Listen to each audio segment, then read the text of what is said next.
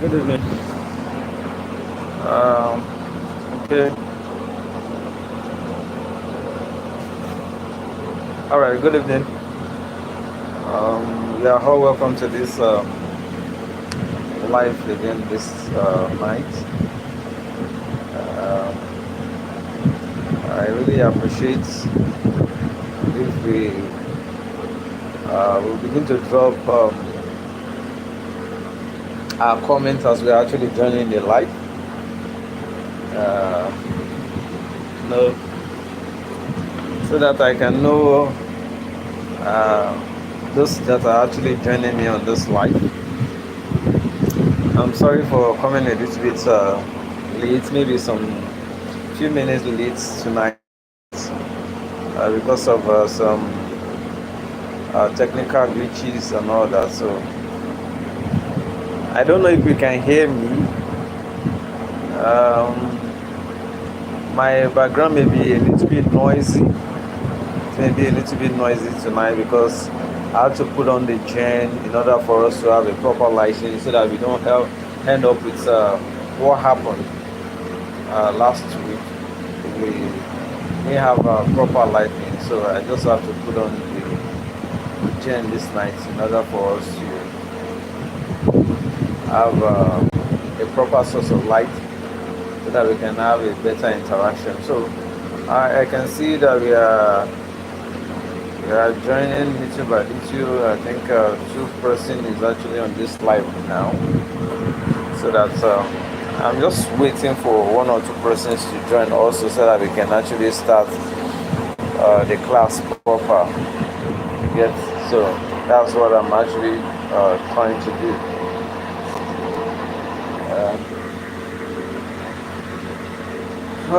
Maybe some subsequent time we'll be having what is it called? Is it triple stand now? In order for us to support a phone, I'm actually having to hold it with my hand so that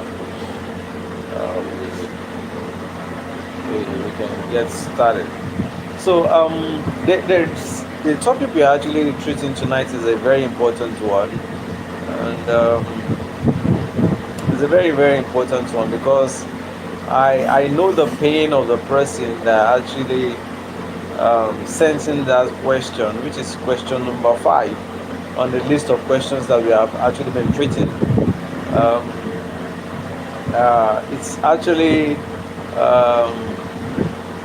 how do I put it now? Not really a challenge for professionals. Would I be right to say it's not actually a challenge for professionals? It's sometimes is a problem for professionals also, but then we just deal with it and then profile solution to that very problem.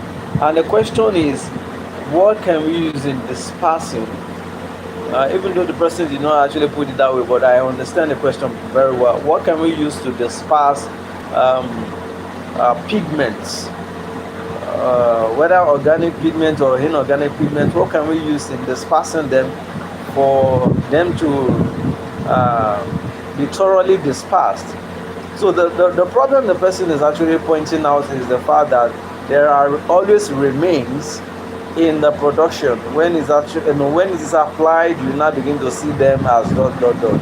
And the problem is usually with red oxide and black oxide, most especially. That problem usually do occur. I don't know if you can hear me. If you can hear me, just help me to put it in the comment section that you can actually hear me, so that we can be on the same page, so that I'll not just be speaking to myself. So if you can hear me very well, please endeavor to put it in the comment section. Thank you very much, Mr.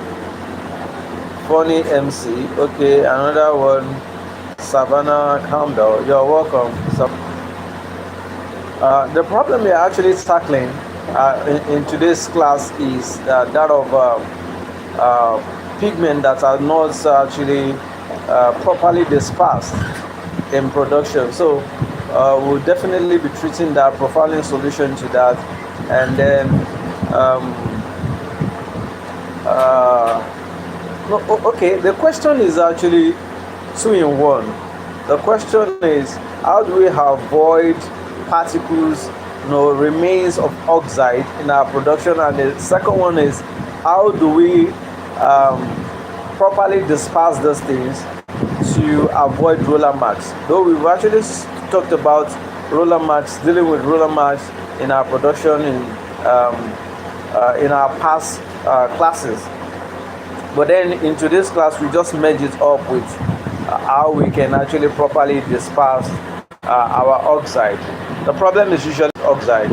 For paste, it has actually been dissolved, and then funny enough, we'll be sharing some of the secrets that is used in dispersing the paste that we use in production, that you can use also to disperse your oxide, and you have the same result.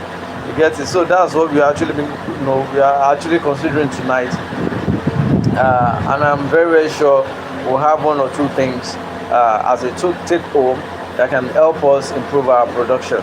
So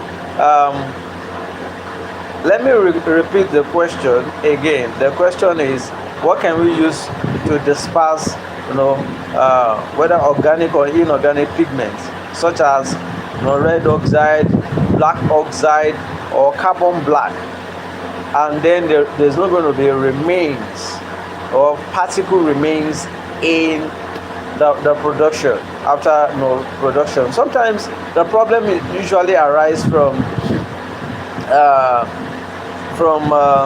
not properly dispersing your production, and also you did not pre-disperse your pigments. In this case, your red oxide, yellow oxide, black oxide, blue oxide, and maybe carbon black, before adding it into the production. And if you actually did pre-disperse them, you did not pre-disperse them very well. That is why you are actually ending up with that problem of particles in your production, and it is always very, very annoying, because when you now begin to apply your production, when you begin to apply your paints, what is likely to happen is that you begin to see that dot stains, especially with red oxide. You begin to see that dot stain. Why? Because all these pigments act or react in a way that repels water from them. I'm trying to remember what is actually called. We have hydrophilic, we have I can't remember what is it called now. Hydrophobic. Yeah, we have hydrophilic and we have hydrophobic. When a substance is hydrophilic, it accepts or it attracts water, or better still, it enjoys the companionship of water, if there's anything like that. So it likes water to come into them. But if it is hydrophobic, it repels water, and most of the pigments that we have does just that. In fact, virtually all the chemicals that we use in paint productions are immiscible chemicals. They are not compatible. So when we now begin to define paint, we now define it in to mean immiscible chemicals being dispersed over one another, and then bind together with a binder. Sometimes our acrylic, and then our secondary binder, which is our rheologifier or thickener, as the case may be. You get it? So that is basically that's about that. So some of the chemicals, or most of the chemicals, are not miscible. So we need to bring them together chemically. And by the way of production or dispersing them, we disperse them over one another. We are not going to take long with this class. I'm just going to go straight to the point, and then we end this class so that we can have a very compacted section, so that we'll not be having that kind of elongated class just like we did last week. Though it's not too elongated, not too long, a class for last week, maybe 40 something minutes and thereabout, and then we were done with that class. So this one is going to be a little bit more compacted, maybe 30 minutes or thereabout. We are done with whatever discussion we are having here, so that we can save our data. You get it? So now, how do we do this properly? Just like I said, most of those chemicals are hydrophobic. They don't like water. So when you want to disperse the traditional way we do it is that you first of all disperse your oxides. You disperse them before adding it into production. But the case, in some other instance, you may add it into your production direct before putting in every other chemical. Once your water goes into the pot, you add your dispersant, maybe Cargon or Bamok or what have you. You add it into it. Then you bring your oxide, or better still, you can add your titan. Then you bring your oxide into it and disperse it very well before any other thing comes in. So that will ensure that your oxide or your pigment. Let me just use pigment for the sake of discussion, so that we can have a bit of flow. For the sake of discussion, I will call all the pigment, whether organic or inorganic pigment, I will call them oxide rather. I will call them pigments. You get it? Including titan. Every solid particles, I want to use the word pigment for them. So with that, we are good to go. So your pigment will be properly dispersed. Why? You are bringing them into the pot first. So when you add your Cargon or your dispersant, what have you, into the water, you have prepared it to make whatever is actually coming in contact with it to be hydrophilic, to love water, to accept water. By the time you now had your oxide, except for inorganic pigments such as black carbon, you don't want to do carbon black rather. You don't want to do that with carbon black. Carbon black will not just mix. There's a way that we go about mixing carbon black, and for us to be able to add water and every other thing. So I will just touch briefly on that, and then in subsequent class I will now discuss in details that very subject. I will discuss it in details. In fact, I have actually marked it out so that we have a proper discourse on how to really disperse. Even without Cargon, you can really disperse whatever pigment it is. You can really disperse whatever pigment it is, whatever particle you want to disperse, you can really disperse it, and then for them to be water loving. You get it? So now let's concentrate on the question: how can I properly disperse my pigment without having particle remains, just like we usually see it in red oxide and black oxide? So one way by which we can do it is to predisperse it first, just like I mentioned earlier. Predisperse it by putting it in the, when I mean predisperse, that means before adding it into the total production, first of all disperse it separately. You get it? Disperse it separately, because most of us are actually producing with inefficient speed. We are not using high dispersant. So many maybe companies that are using high dispersant may likely not have those problem, or they have Chinese what is it called now? Bead mills. That means after mixing it in your vessel, you now transfer it into this bead mill for proper grinding and all that. So because some of us are cottage producers, we are limited. We have limited source, and that translates to limited equipment to do our job properly. some of us use hand mixers, and these hand mixers, sometimes they have limited speeds, unlike maybe you are using three-phase mixer and others which have a very high sharing power that can actually help break at high speed any of your pigments into shreds, and then they properly mix in the production. I want to begin to see our comment in the comment section, so that I can know whether you are actually hearing me or I'm communicating effectively. Please let us do something at the comment section.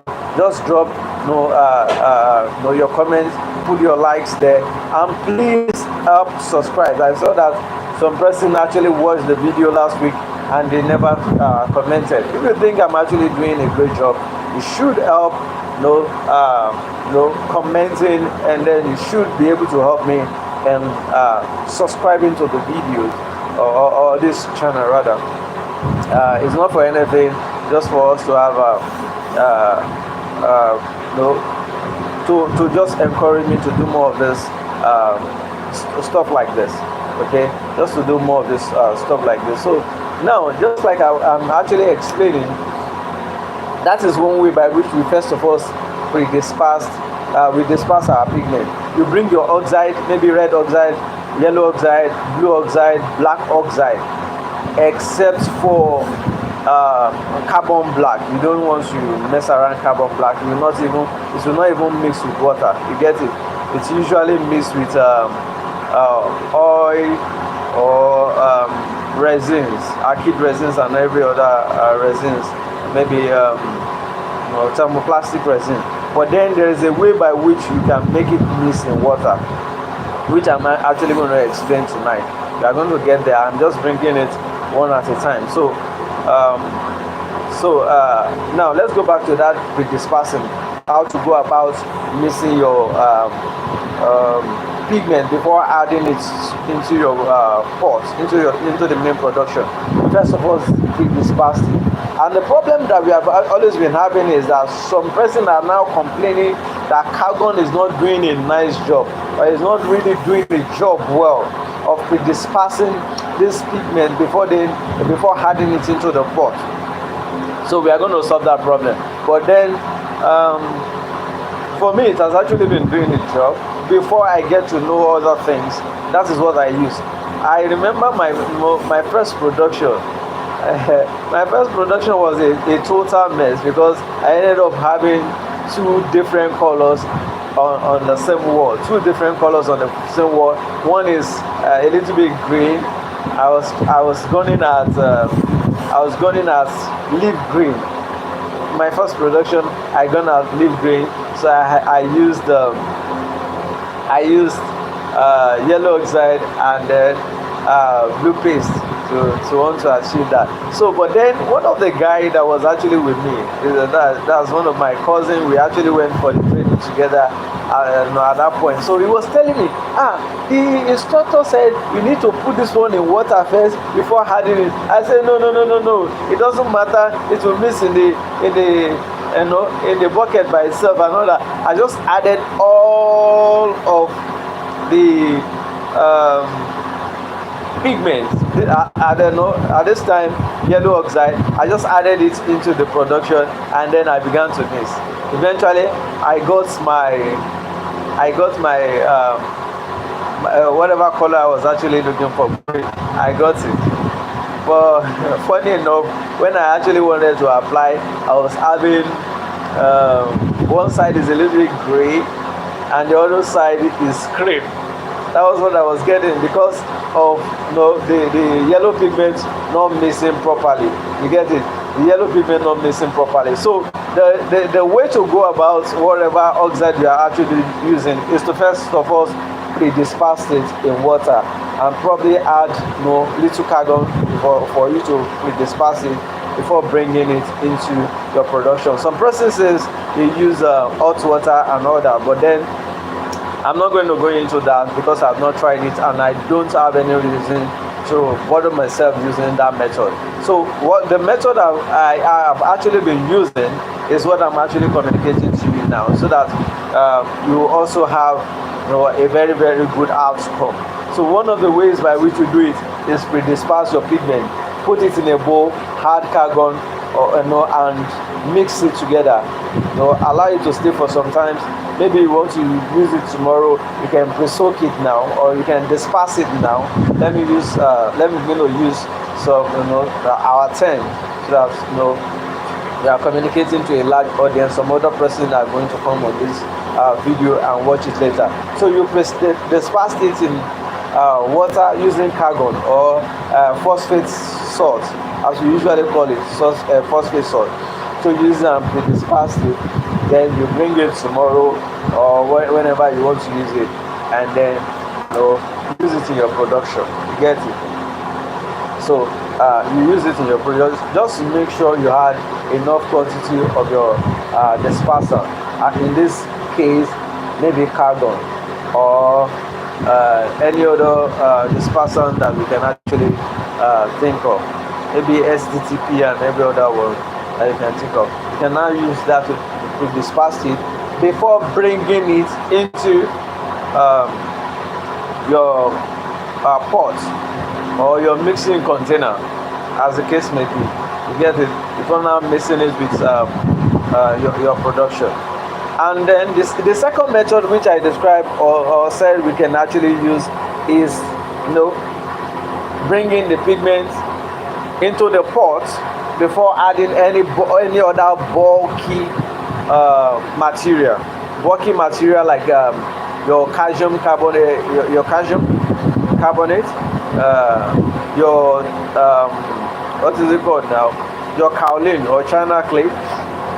Before bringing all those kind of bulky material into the production, you want to bring in your pigment first. In this case, your red oxide, your black oxide, your yellow oxide, your blue oxide, and then be dispersing it, before now bringing in those bulky material.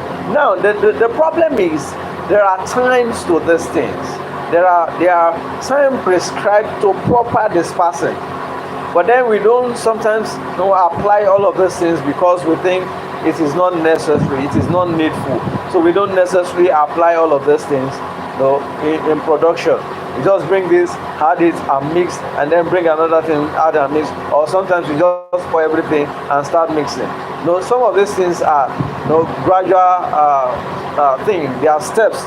They should be step by steps.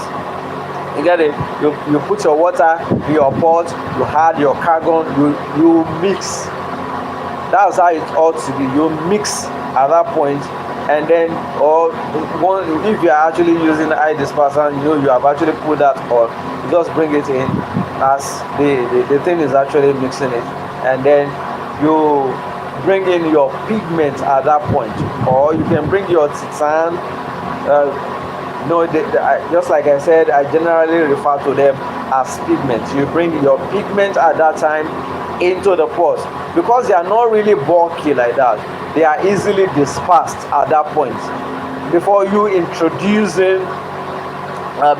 actually introducing other bulky materials, calcium, China clay, bentonite, any other bulky material that we can actually think of. So when you properly disperse at that time, you will not end up with dots or particle stains or roller marks at the end of your production. So what you want to do is when you bring it in, give yourself enough time to disperse it very well before bringing in your bulky material. I don't know if you're actually getting this. So before bringing in your bulky material, you want to disperse all of this material very well. You want to disperse your pigment very well.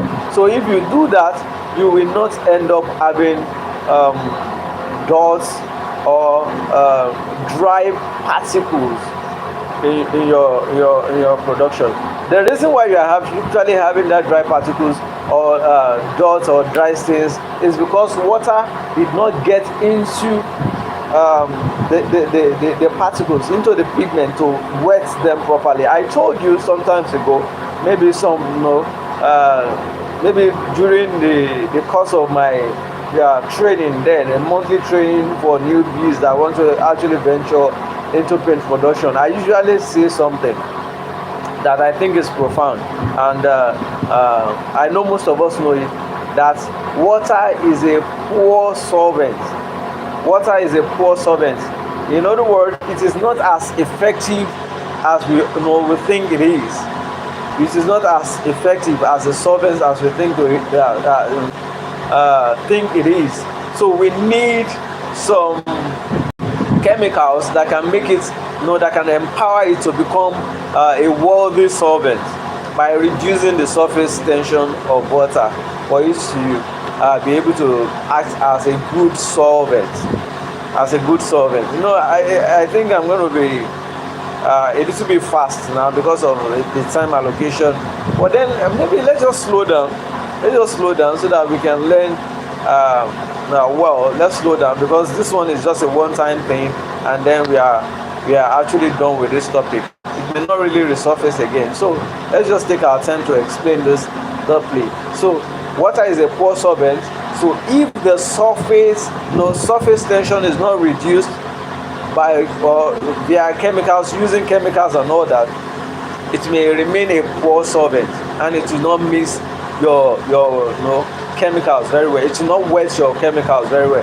That is the essence of having phosphate salt, sodium phosphate, into our production, which is popularly referred to as argon. You get it? And maybe STTP as well, and every other thing that can help reduce surface tension for water to serve as a good solvent. So now, having said that, we now move to a more technical ways by which we can actually eliminate this problem totally. How can we eliminate this problem totally? Now we will now go back to the method of mixing. The first method of mixing, of having to disperse your pigment. In this case, your yellow oxide, your red oxide, your black oxide. The most stubborn oxides are the black oxide and the red oxide. There's no amount of water you put, no amount of carbon you put, you probably might still end up with those tiny particles and dots and every other immiscible particles in it. You get it? But once you begin to use this method I want to teach you, you will not encounter that problem again. Once you begin to add this chemical I'm going to mention here, you will not have that problem ever and ever again. It's just that most producers are not using it, or we have not been taught to know this solvent, and they are called glycols. I've actually I've done a whole lot of teachings on that, glycols and all that, but then I'm going to bring its usefulness into this subject matter. Now, first, it's going to help you predisperse your pigment very well. Second, is going to put an end to roller marks. That is why it is very, very important and interesting. It's going to put an end to roller marks. It's going to put an end to particles remain in your production. Now, glycols. Glycols are dihydric alcohols. Glycols are dihydric alcohols. In other words, they have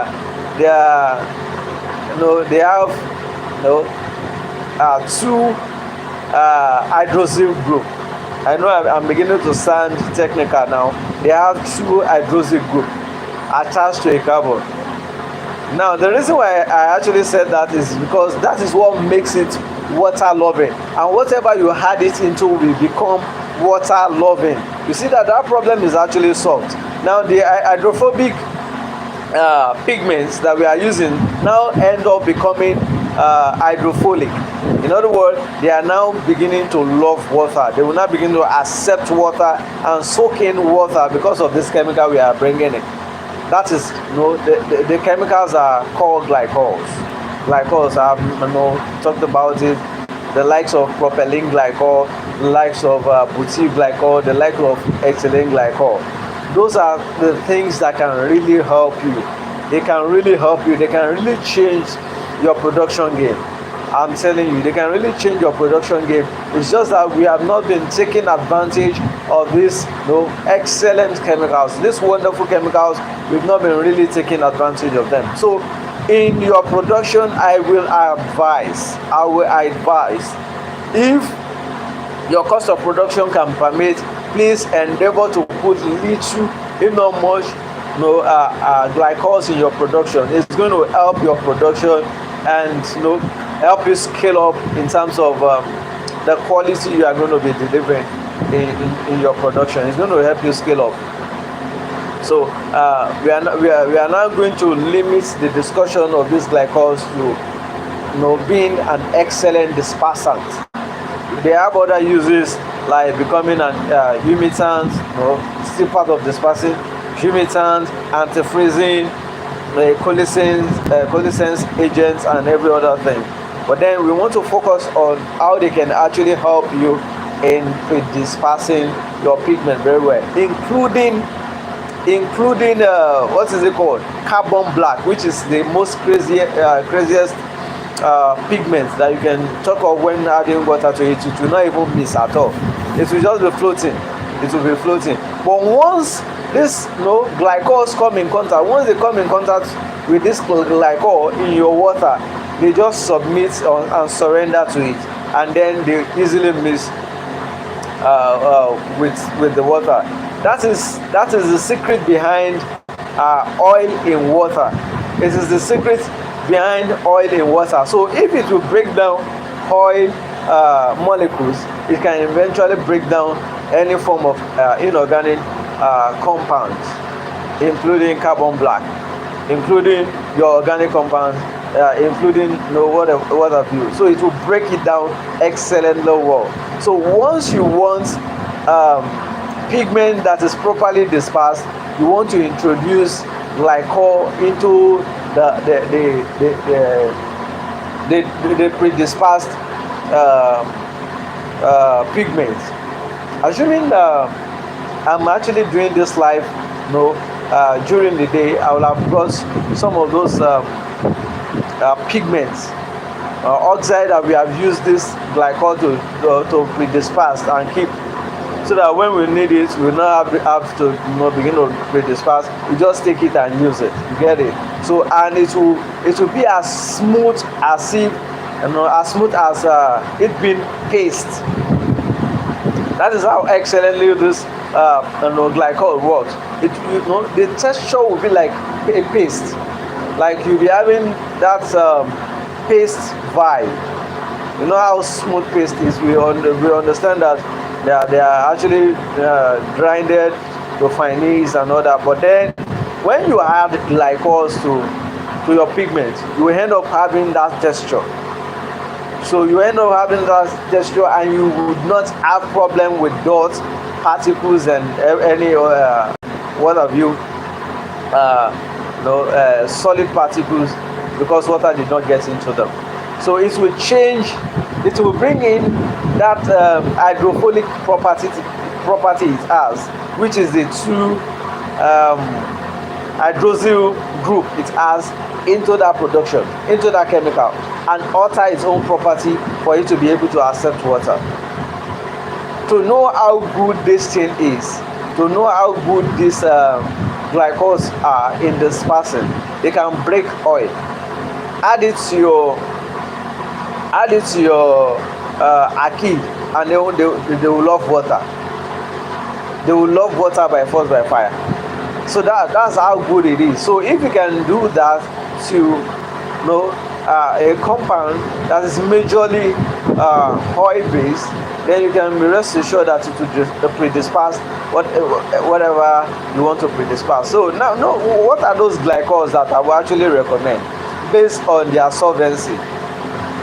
They are dihydric alcohols, so they can excellently mix with water. But then, based on their rating in dispersing your pigment, the one that ranks the highest is propylene glycol. Propylene glycol ranks the highest. Then followed by ethylene glycol, followed by butyl glycol. They have excellent solvency power to allow water to get into your production, to allow water to get into your pigment, to be able to disperse them very well, so that you don't end up with dots, you don't end up with solid particles, you don't end up with dust, oxide dust at the end of the production. So when you bring this into the mixing of the dispersing of your pigment, you will not have any of this issue. You will not have any of this issue at all. You will not have any of this issue at all. So it's my own go-to disperse my pigments, be it red oxide, be it yellow oxide, be it black oxide, be it okay, I will answer all of that later, so I'll just attend to that. You are asking what are the prices of this glycol in kg. I will answer that later. So, but then it is relative because of geographical location and every other thing. So it is actually relative. So let me just go back to that discussion. So they will help you to excellently disperse whatever you have, whatever pigment you have. To tell you how effective they are, they can disperse carbon black in water. They can disperse carbon black in water. Carbon black does not mix with water at all. But once there is this glycol in this water, they will disperse it. You'll be able to disperse carbon black in water. So that is that about that. So it will take care of this problem excellently well. You can use ethylene glycol, you can use butane glycol, you can use propylene glycol. But on the ranking, we have propylene glycol to do an excellent job. Not that every other glycols that I've mentioned does not do excellent job. They usually do a very wonderful job. In fact, I use ethylene glycol. Some of the oxides have been dispersed and keep for use dispersed with pre-dispersed with ethylene glycol. So you just add ethylene glycol into that into the water that you want to use and disperse your pigment, and then they will disperse it very well. Or add water, put water in your bowl, add your pigment into it, add ethylene glycol, mix. It will mix excellently well. But if you want to go, maybe you are like sometimes like me, what do they used to call it, Oliver Twist. You want to ask for more, you can just put small phosphate salt, which is Cargon, and then add your pigment, add your glycol and mix. You will not have that problem. Whether it is black oxide, whether it is red oxide, whether it is yellow oxide, you will not have that problem.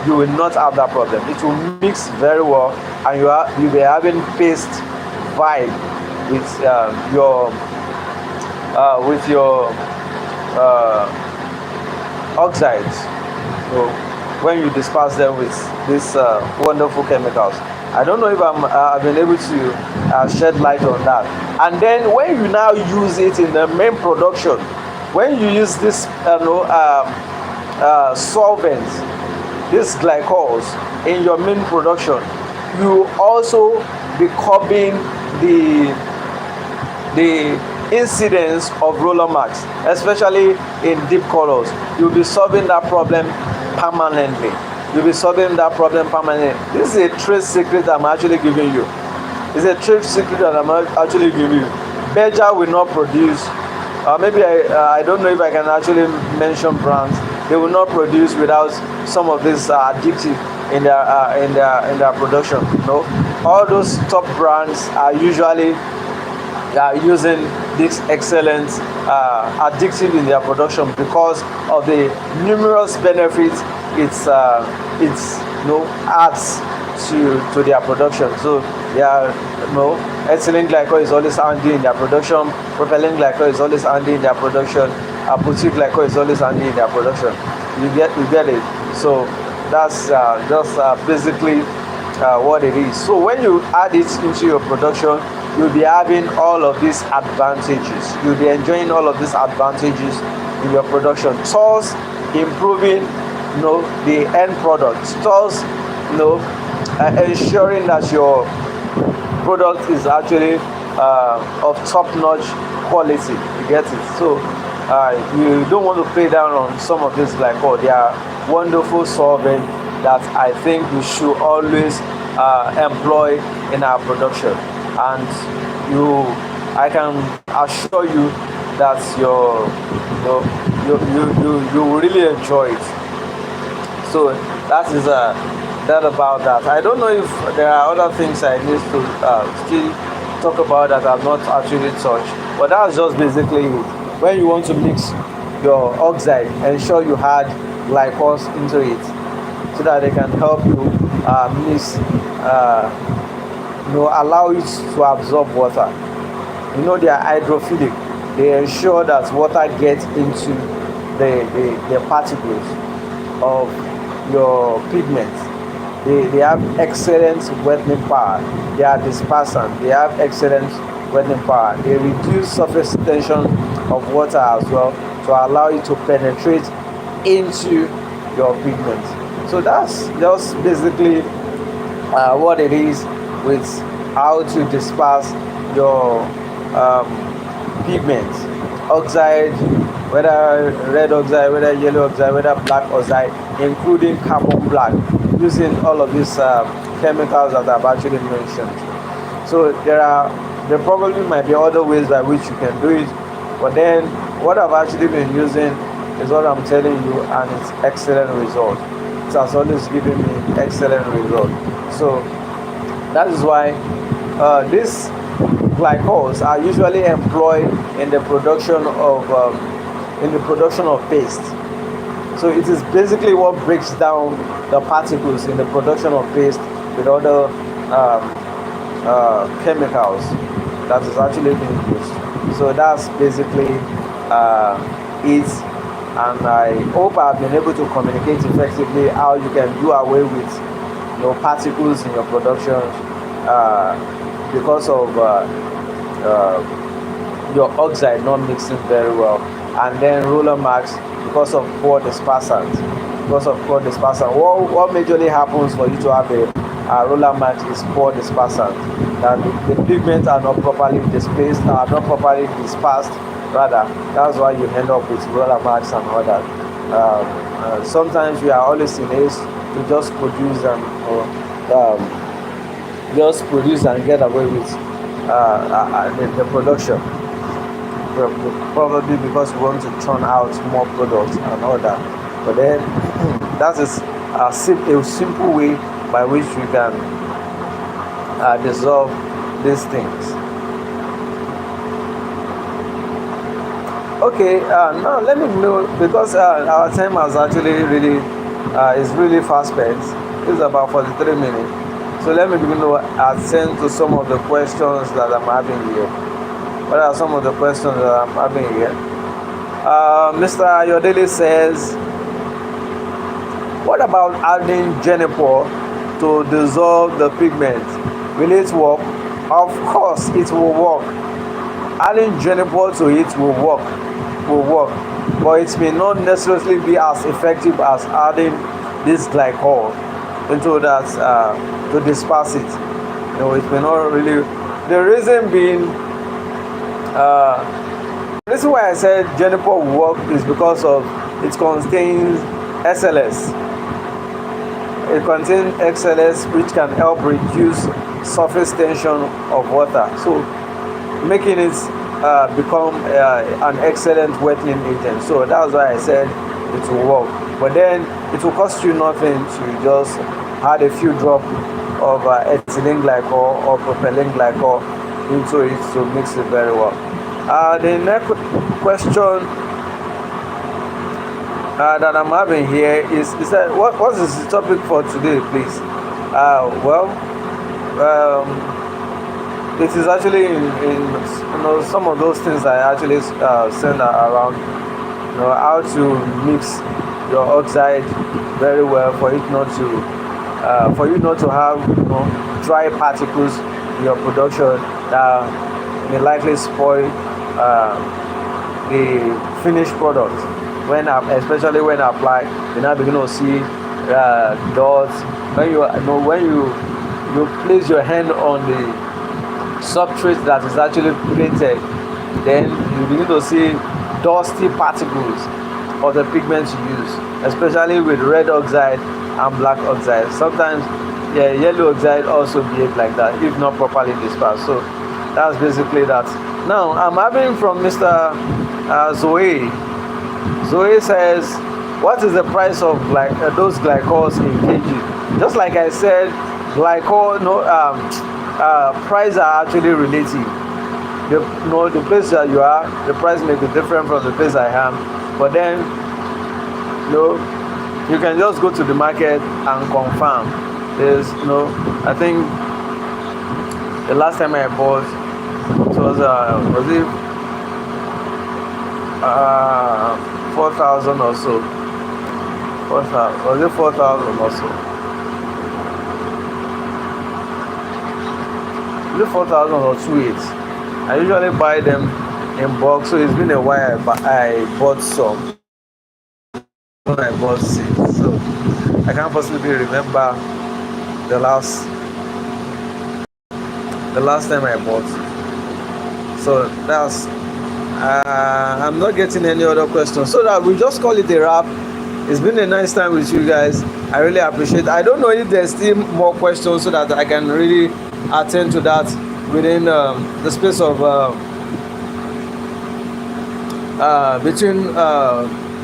within 1 minute. Let me just see if you can still answer one or if there is question, please drop your questions so that I can actually answer them very quickly because our time is fast spent. This is almost 47 minutes that we've been on this live. 47 minutes it's passed since we've been okay. In the absence of no other question, I think we'll just call it a wrap.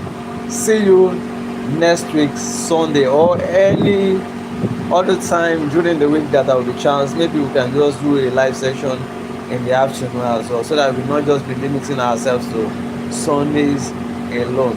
So thank you very much for staying with me, and God bless you. See you some other time.